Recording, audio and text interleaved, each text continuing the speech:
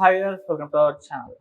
'కన్నప్ప' మూవీకి అయితే ఇంకొన్ని గంటల టైం మాత్రం మిగిలుంది. సో, మంచు విష్ణు గారు చాలా ప్రెస్టీజియస్‌గా తీసుకొని వస్తున్న ప్రాజెక్టు. సో, మంచి బజ్ కూడా ఏర్పాటయింది. మంచి ఎక్స్‌పెక్టేషన్స్ కూడా రీచ్ అయిపోయింది. అయితే సినిమా రిలీజ్ నేపథ్యంలో వాళ్ళ బ్రదర్ మంచు మనోజ్ గారు ఒక ట్వీట్ చేయడం జరిగింది. సో, ఆ ట్వీట్‌లో అందరి పేర్లు మెన్షన్ చేస్తూ ఆ సినిమాకి కూడా ఆల్ ద బెస్ట్ చెప్తూ ఆ ట్వీట్ అయితే పెట్టారు గానీ, మంచు విష్ణు గారి పేరైతే మెన్షన్ చేయలేదు. ఇది ఇప్పుడు మొత్తం చర్చనీయాంశంగా కూడా మారిపోయింది. అంటే అందరికి విష్ చేశారు. మంచు విష్ణు పేరెందుకు మెన్షన్ చేయలేదు. ఆఖరికి ఫోటోలు పెట్టారు. ఆ ఫోటోలో కూడా మంచు విష్ణు గారు ఎక్కడ లేకపోవడం అనేది ఒక విచిత్రం. సో, దీనికి సంబంధించి ఎందుకు ఇంకా గొడవలు అలాగే ఉన్నాయా? మరి మంచు మనోజ్ గారు ఎందుకు విష్ణు గారిని మెన్షన్ చేయలేదు? దీనికి సంబంధించే చర్చ పెట్టడానికి మనతో పాటు సీనియర్ ఫిల్మ్ జర్నలిస్ట్ అప్పాజీ గారు ఉన్నారు. వారిని అడిగి తెలిసిన ప్రయత్నం అయితే చేద్దాం. సార్ నమస్కారం సార్. నమస్తే ఆదిత్య. కొంతకాలం నుంచి కూడా చూస్తున్నాం మంచు ఫ్యామిలీలో పరిస్థితులు ఏ విధంగా ఉన్నాయో, అన్నకి తమ్మునికి మధ్య గొడవలు తారాస్థాయికి కూడా చేరుకున్నారు. అయినా కూడా మంచు మనోజ్ గారు ట్వీట్ చేశారు, కన్నప్ప భారీ హిట్ సాధించాలని కోరుకున్నారు. అందరి పేర్లు మెన్షన్ చేశారు. మోహన్ బాబు గారు, ప్రభాస్ గారు, మోహన్ గారు అందరి పేర్లు పెట్టారు. వాళ్ళ పిల్లల ఫోటోలు కూడా పెట్టారు. కాకపోతే విష్ణు గారి పేరు అయితే మెన్షన్ చేయలేదు, వదిలేశారు. కావాలని చేయలేదా? ఎందుకు, ఏమై ఉంటుంది సార్? అంతే కదా. అంటే అంతకుముందు భైరవం సినిమా సంబంధించిన ప్రమోషన్స్ దాంట్లో కూడా ఈ సినిమా విజయం సాధించాలని మనస్ఫూర్తిగా కోరుకుంటున్నానని చెప్పాడు మంచు మనోజ్. అలాగే ఇప్పుడు ఈ సినిమా రేపు రిలీజ్ అవుతుంది కాబట్టి ఇది సక్సెస్ కావాలని చెప్పి ఆయన ఆల్ ది బెస్ట్ చెప్పాడు. ఇప్పుడు వివాదం ముఖ్యంగా వీరిద్దరి మధ్యే కదా, మంచు విష్ణు వర్సెస్ మంచు మనోజే కాబట్టి అందువల్ల మంచు వాళ్ళ అన్నయ్య పేరు ఒకటి మినహాయించి ఆల్ ది బెస్ట్ చెప్పాడు. కానీ సినిమాకి ఆల్ ది బెస్ట్ చెప్పడం అంటే ఏంటి? ఈ కన్నప్ప సినిమాకి కర్త కర్మ క్రియ ఎవరు? మంచు విష్ణు కదా.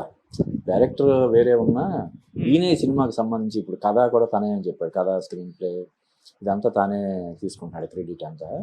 కాబట్టి ఆ సినిమాకి ఆల్ ది బెస్ట్ చెప్పడం అంటే పరోక్షంగా మంచు విష్ణుకి చెప్పడమే కదా. ఆ సినిమాకి main lead, producer plus creative side కూడా ఆయనే ఉన్నాడు. కాబట్టి ఈ సినిమా రేపు సక్సెస్ అయితే ఆ క్రెడిట్ మొత్తం మంచు విష్ణుకి వెళ్తుంది. కాబట్టి పరోక్షంగా మంచు విష్ణు కూడా చెప్పినట్టే. కాబట్టి దాన్ని ప్రత్యేకంగా మనం చూడాల్సినటువంటి అవసరం లేదు. ఏదైతే వాళ్ళకి ఉన్న ఆ గొడవలు ఏవైతే ఉన్నాయో అవి ఇంకా సాల్వ్ కాలేదని మనకు తెలుస్తుంది. కాబట్టి అందువల్ల వాళ్ళ అన్నయ్య పేరు ఒకటి మినహాయించి మిగతా వాళ్ళందరికీ ఆల్ ది బెస్ట్ చెప్పాడు. కానీ చెప్పాను కదా, ఈ సినిమాకి సంబంధించి మొత్తం అంతా కూడా బ్యాక్ ఎండ్లో ఉన్నది మంచు విష్ణు. కాబట్టి మంచు విష్ణుకు కూడా ఆల్ ది బెస్ట్ చెప్పినట్టుగానే మనం భావించాలి. ఓకే, అందులో తనికెళ్ళ భరణి గారి పేరు కూడా మెన్షన్ చేశారు. సో, ఆయన డ్రీమ్ ప్రాజెక్ట్ ఇది, ఆయన స్టోరీ అని చెప్పేసి మెన్షన్ చేశారు. కాకపోతే ఈ స్టోరీ విషయంలో మంచు విష్ణు గారికి తనికెళ్ళ భరణి గారికి చిన్న గొడవ జరిగినట్టు కూడా వార్తలు వచ్చాయి. అది క్లారిటీ తెలియదు కానీ, సో ఇది కంప్లీట్ గా తనికెళ్ళ భరణి గారి డ్రీమ్ ప్రాజెక్ట్ అన్నట్టుగా ఆయన మెన్షన్ చేశారు. ముందు ఇది ప్రాజెక్ట్ తెర మీదకి వచ్చింది తనికెళ్ళ భరణి తోటే ఇది వచ్చింది. ఓకే, ఆయన దీనికి కథ, దర్శకత్వం కూడా ఆయన వహించాలని ఆయన కోరుకున్నాడు. అంటే బేసిక్గా ఆయన చాలా మంచి రైటర్. ఎన్నో సూపర్ డూపర్ హిట్ సినిమాల వెనకాల రైటర్గా ఉన్న ఆయన ప్రతి రైటర్లోనూ డైరెక్టర్గా సక్సెస్ అవడానికి అవకాశాలు ఉంటాయి. ఇప్పుడున్న త్రివిక్రమ్ కావచ్చు, కొరటాల శివ కావచ్చు, వీళ్ళందరూ కూడా పూర్వాశ్రమంలో దీనికి ముందు రైటర్స్ కదా. అంతకుముందు జంధ్యాల కావచ్చు, పోసాని కృష్ణమురళి కావచ్చు, ఎవరైతే సక్సెస్ఫుల్ రైటర్స్గా ఉంటారో వాళ్ళు ఖచ్చితంగా సక్సెస్ఫుల్ డైరెక్టర్స్ కూడా అవ్వగలుగుతారు. కాబట్టి తనికెళ్ళ భరణి కూడా డైరెక్షన్ చేయాలనే ఇంట్రెస్ట్ ఎప్పటి నుంచో ఉంది. ఈ కన్నప్ప సినిమాతోటి ఆయన డైరెక్షన్లోకి రావాలని చెప్పి కోరుకున్నాడు. దీనికి సంబంధించి చాలా స్క్రిప్ట్ వర్క్ అది చేశారు. కాకపోతే తర్వాత క్రియేటివ్ డిఫరెన్సెస్ కావచ్చు, లేకపోతే వేరే కారణాల వల్ల ఆయన ప్రాజెక్ట్ నుంచి తప్పుకోవడం జరిగింది. కానీ ఆయన కాంట్రిబ్యూషన్ కూడా చాలా ఉంది కాబట్టి బహుశా ఆయన కూడా క్రెడిట్ ఇచ్చి ఉంటారు. అంటే ఆయన క్రెడిట్ ఇవ్వడం అంటే మంచు విష్ణు గారిని కాస్త సెటైరికల్ గా ఇబ్బంది పెట్టామని అని అనుకోవచ్చా సార్? అలాగే ఉండదు. అంటే ఒక సినిమాకి సంబంధించి చాలా మంది రైటర్స్ పనిచేస్తారు. ఇప్పుడు ఈ సినిమాకి పనిచేసామని చెప్పి చాలా మంది రైటర్స్ చెప్పుకుంటున్నారు. ఇప్పుడు తోట ప్రసాద్ అనే ఒక ఆయన, మనం బీవీఎస్ రవి అనే ఆయన, ఇలా చాలామంది రైటర్స్ డైరెక్ట్గా కానీ ఇండైరెక్ట్గా కానీ ఈ సినిమా సంబంధించి ఇన్వాల్వ్ అయ్యి ఉన్నారు. ఎందుకంటే కోట్ల రూపాయలకు సంబంధించినటువంటి ఇది. కాబట్టి ఒక రైటర్ చెప్పిన ఒక చిన్న పాయింట్ వల్ల ఒక సీన్ అద్భుతంగా వచ్చిందంటే కూడా సినిమాకి చాలా హెల్ప్ అవుతుంది. కాబట్టి చాలామంది రైటర్స్ని ఒక ప్రాజెక్ట్కి సంబంధించి తీసుకోవడం అనేది జనరల్గానే జరుగుతుంది. అంతకుముందు మన ఈవి సత్యనారాయణ గారు ఎక్కువగా అది హైలైట్ అవుతుండేవాళ్ళు. ఆయన ఆస్థానం అని చెప్పి కనీసం ఒక 10-12 మంది రైటర్స్ని ఆయన మెయింటైన్ చేసేవాడంట. ఈ 10 మంది ఇచ్చిన వెర్షన్స్లో ఇందులో నుంచి ఒకటి, అందులో నుంచి ఒకటి, ఇలా మంచి మంచి అన్నీ తీసుకొని ఒక స్క్రిప్ట్ కింద ఆయన చేసుకున్నాడు అంటే డైలాగ్స్ కానీ సీన్స్ కానీ మేనరిజం కానీ ఇలాగా ఓకే. అలాగా ఒక పెద్ద ప్రాజెక్ట్ సంబంధించి చాలామంది రైటర్స్ పనిచేస్తుంటారు. ఈవెన్ మన కె రాఘవేంద్ర గారి దగ్గర కూడా ఇప్పుడు ఎండమూరి వేణునాథ్ గారు, సత్యమూర్తి గారు, సత్యానంద్ గారు ఇలా చాలామంది రైటర్స్ టీమ్ ఉండేది.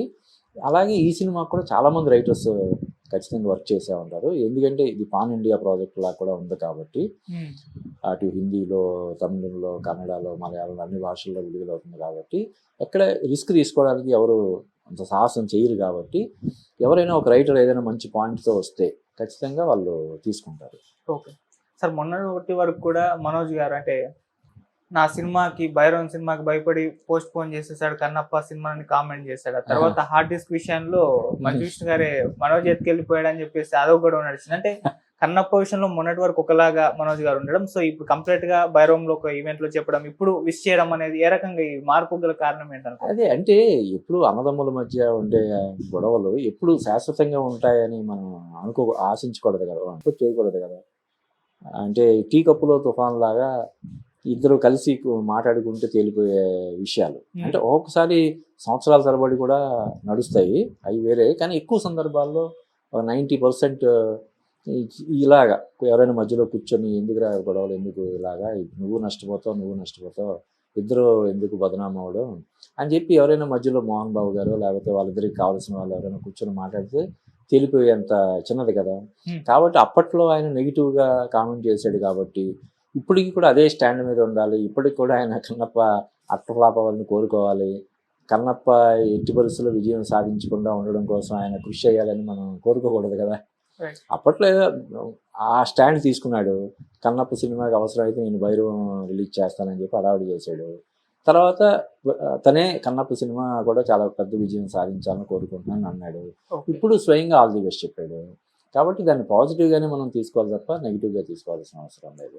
ఓకే, సరిగా సినిమా విషయానికి వచ్చేసరికి మరి ఎలా ఉంది బుకింగ్ రెస్పాన్స్? అంటే సింగిల్ స్క్రీన్లో ఫుల్ అయిపోతున్నాయి కానీ మల్టీప్లెక్స్లో ఇంకా అవ్వట్లేదు, యావరేజ్గానే ఉంది అన్న మన బుక్ మై షోలో ఇట్లాంటి ప్లాట్ఫామ్లో చూస్తే అర్థమైపోతుంది. సో అదే నడుస్తుంది కూడా సోషల్ మీడియాలో. ఎందుకు అంటే ఒక పాన్ ఇండియన్ సినిమాకి ఏ రకమైన బుకింగ్స్ ఉంటాయో మనకు తెలిసిందే. సో ఆ రకమైన బుకింగ్స్ లేవన్న ఒక నిరేషన్ కూడా వినిపిస్తుంది సార్, దానికి మీరు ఏం చెప్తారు? అంటే ఇప్పుడు చాలామంది ఉన్నారు కాబట్టి పెద్ద స్టార్స్ అందరూ కూడా, ప్రభాస్ కానీ మోహన్ లాల్ వీళ్ళందరూ ఉన్నారు కాబట్టి ఖచ్చితంగా మంచి క్రేజ్ ఉండాలి. కానీ ఇప్పుడు మరి సోషల్ మీడియాలో కానీ ఇప్పుడు నువ్వు చెప్తున్న బుక్ మై షోలో కానీ ఆశించిన స్థాయిలో దానికి బుకింగ్స్ కానీ క్రేజ్ కానీ లేదంటే కొంచెం ఆశ్చర్యపడాల్సినటువంటి విషయమే. అయితే దేవుంది రేపు సినిమా రిలీజ్ అయ్యి చాలా ఎక్స్ట్రాడినరీగా ఉందని టాక్ వచ్చిందంటే ఆటోమేటిక్గా ఇప్పుడున్న ఈ సోషల్ మీడియా యుగంలో అది బ్యాడ్ టాక్ కావచ్చు, పాజిటివ్ టాక్ కావచ్చు, విత్ ఇన్ సెకండ్స్ స్ప్రెడ్ అయిపోతుంది కదా. ఈవెన్ మంచు విష్ణు నటించినటువంటి డి సినిమా కూడా అప్పుడు ఏ విధమైనటువంటి క్రేజ్ లేకుండా వచ్చింది. ఆ సినిమా పైగా చాలా నెలలు సంవత్సరాలు ఆగిపోయిన సినిమా అది. మొత్తానికి రిలీజ్ చేస్తే పెద్దగా అంచనాలు లేకుండా, ఏ విధమైనటువంటి అంచనాలు లేకుండా వచ్చి ఎంత పెద్ద విజయం సాధించిందో మనకు తెలుసు. అలాగే ఈ కన్నప్ప సినిమా కూడా రేపు బాగుందనే టాక్ వచ్చిందంటే ఇప్పుడు సినిమాలు కూడా మార్కెట్లో అటు బాలీవుడ్లో కానీ ఇక్కడ కానీ లేవు కాబట్టి డెఫినెట్గా జనాలు అందరూ ఎగబడి చూస్తారని మనం చెప్పచ్చు. ఓకే, సో సినిమాలో కూడా అంటే ఇప్పటివరకు జరిగిన బుకింగ్స్ కూడా దాదాపు ప్రభాస్ గారి అభిమానుల నుంచే జరిగాయన్న ఒక సోషల్ మీడియా చర్చ జరుగుతుంది. ఈవెన్ ఒక పోల్ నిర్వహించారు, ఎవరి కోసం ఈ కన్నప్ప సినిమా చూడాలంటే 80% ప్రభాస్ గారికి ఓటింగ్ వేశారు. సో ఇది మంచు విష్ణు గారికి షాక్ అన్నట్టుగా కూడా పోస్టులు పెడుతున్నారు. మరి ఇప్పుడు ప్రభాస్ గారి అభిమానులే ఈ సినిమా వైపు చూస్తున్నారా? అంటే ఇమేజ్ పరంగా చూస్తే మంచు విష్ణుకి ప్రభాస్కి చాలా డిఫరెన్స్ ఉంటుంది కదా. ప్రభాస్ ఎక్కడ పాన్ ఇండియా స్టార్, తన ఫ్లాప్ అయిన సినిమాలు కూడా 150-200 కోట్లు అలవోకగా కలెక్ట్ చేయగలిగే రేంజ్లో ఉన్నాడు ప్రభాస్. కాబట్టి ఆటోమేటిక్గా ప్రభాస్ ఉండడం వల్ల ప్రభాస్ ఫ్యాన్స్ ఎక్కువ మంది ఆ సినిమా చూడడానికి ఇంట్రెస్ట్ చూపిస్తున్నారంటే దాన్ని మనం పాజిటివ్ సైన్గానే తీసుకోవాలి. అదొక అంటే దానివల్లే కదా ఇప్పుడు ఆ ప్రాజెక్టులోకి ప్రభాస్ని ఏరి కోరి వీళ్ళు ఆబ్లిగేషన్ అంతా వాడి ఆ ప్రాజెక్ట్లో తీసుకొచ్చింది కూడా అడ్వాంటేజ్ కోసమే కదా, అంతే కదా. ఇప్పుడు మోహన్ బాబు గారు ప్రభాస్ కలిసి యాక్ట్ చేశారు బుజ్జిగాడు సినిమాలో. ఆ ముందు నుంచి కూడా వాళ్ళ ఫ్యామిలీకి, కృష్ణరాజు గారికి మోహన్ బాబు గారికి మంచి సన్నిహిత సంబంధాలు, ఫ్యామిలీ బాండింగ్ కూడా ఉంది. వీటన్నిటిని దృష్టిలో పెట్టుకొని ప్రభాస్ని వీళ్ళు అడగడం, ఆయన సానుకూలంగా స్పందించి యాక్ట్ చేయడం. యాక్చువల్గా ఇప్పుడు ఆయనకు ఉన్నటువంటి బిజీ షెడ్యూల్కి ఇలాగా ఒక ఎక్స్టెండెడ్ స్పెషల్ అపియరెన్స్ క్యారెక్టర్ చేయాల్సినటువంటి అవసరం లేదు కదా. తన సినిమాలకే డేట్స్ కేటాయించలేని పరిస్థితి. ఇప్పుడు రాజాసాబ్ కావచ్చు, ఫౌజీ కావచ్చు, ఇంకోటి స్పిరిట్, ఇలా 3 పాన్ ఇండియా సినిమాలు ఉండగా మధ్యలో ఈ సినిమాకి డేట్లు ఇవ్వగలిగే పరిస్థితి కాదు ప్రభాస్కి. కానీ వీళ్ళు అడిగారు, మనం చెయ్యాలి, ఆ ప్రాజెక్ట్కి మన వల్ల హెల్ప్ అవుతుంది కాబట్టి మనం చేయగలిగే ఇది మనం చెయ్యాలన్న ఉద్దేశంతో ప్రభాస్ ఆయన చేశాడు కాబట్టి దీన్ని పాజిటివ్గానే మనం తీసుకోవాలి. ప్రభాస్ కోసం వచ్చినా ఎవరి కోసం వచ్చినా లబ్ధి చేకూరేది మంచు విష్ణుకే కదా.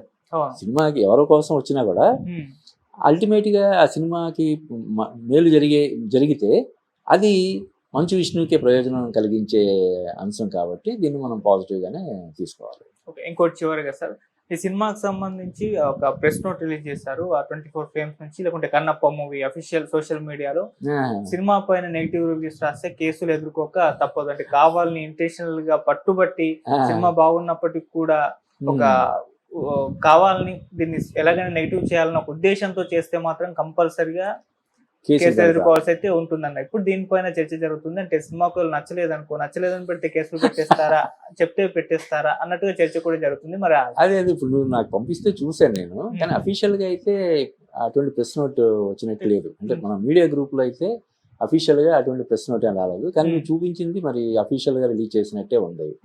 కానీ ఇది భావ ప్రకటన స్వేచ్ఛకి సంబంధించినటువంటి ఒక అంశం. అంటే ఈ సినిమాకి సంబంధించి కావాలని తప్పుడు ప్రచారం చేస్తే మేము చర్యలు తీసుకుంటామని అనడం వేరు, కానీ కేసులు పెడతామనడం అంటే ఇప్పుడు ఒక సినిమా ఉదాహరణకి ఒక సినిమా అందరికీ నచ్చాలని లేదు కదా. ఇప్పుడు బాహుబలి సినిమా నచ్చని వాళ్ళు చాలామంది ఉన్నారు. బాహుబలి సినిమా రిలీజ్ అయిన రోజు అటర్ ఫ్లాప్ అని చెప్పి చాలామంది రివ్యూలు ఇచ్చారు, సినిమా డిజాస్టర్ అని చెప్పి కదా. ప్రభాస్ ఒక అమృతాంజన లేదంటే జండుబామ భుజాన్ని పెట్టుకొని ఆ శివలింగం ప్లేస్లో అమృతాంజన కానీ ఇది కానీ భుజాన్ని పెట్టుకొని నడుస్తున్న పోస్టర్స్ డిజైన్ చేసి సోషల్ మీడియాలో ఇది చేశారు, పాపులర్ చేశారు. కొంతమందికి నచ్చలేదు. ఒక సినిమా అందరికీ నచ్చాలని లేదు కదా. ఇప్పుడు 150 కోట్లు మన జనాభాలో కొంతమందికి నచ్చుతుంది, కొంతమందికి నచ్చదు. నచ్చలేదు అన్న వాళ్ళ మీద కేసు పెడతామంటే అది మరి నాకు తెలిసి సాధ్యం అయ్యే విషయం కాదు. అలా అని కావాలని చేస్తే, దుష్ప్రచారం చేస్తే పనిగట్టుకొని అది ఖచ్చితంగా ఏవైతే మన నిబంధనలు ఉంటాయో వాటిని అతిక్రమించి చేస్తే మాత్రం వాళ్ళు చర్యలు తీసుకోవచ్చు. కానీ మామూలుగా ఎవరైనా నాకు ఈ సినిమా నచ్చలేదు అని చెప్తే వాళ్ళు కేసులు పెడతారని నేను అనుకోవట్లేదు. కేసులు పెట్టడానికి అవకాశం కూడా లేదు కదా. అలాగే ఎలా కేసులు పెట్టేస్తారు? డబ్బులు కొనుక్కొని వెళ్ళాడు, టికెట్ కొనుక్కొని డబ్బులు పెట్టి సినిమా చూశాడు, అతనికి నచ్చని విషయాన్ని బయటకు వచ్చి చెప్తే కేసు పెడతారా కదా. నాకు తెలిసి అది మామూలుగా వాళ్ళు రిలీజ్ అయ్యి ఉంటుంది తప్ప అఫీషియల్గా అటువంటి స్టేట్మెంట్ వచ్చిందని నేను అనుకోవట్లేదు. అయితే ఇంకొకటి ఏంటంటే, పనిగట్టుకొని ఏదైనా ఒక సినిమా మీద దుష్ప్రచారం చేయడాన్ని ఖచ్చితంగా మనం ఖండించాలి.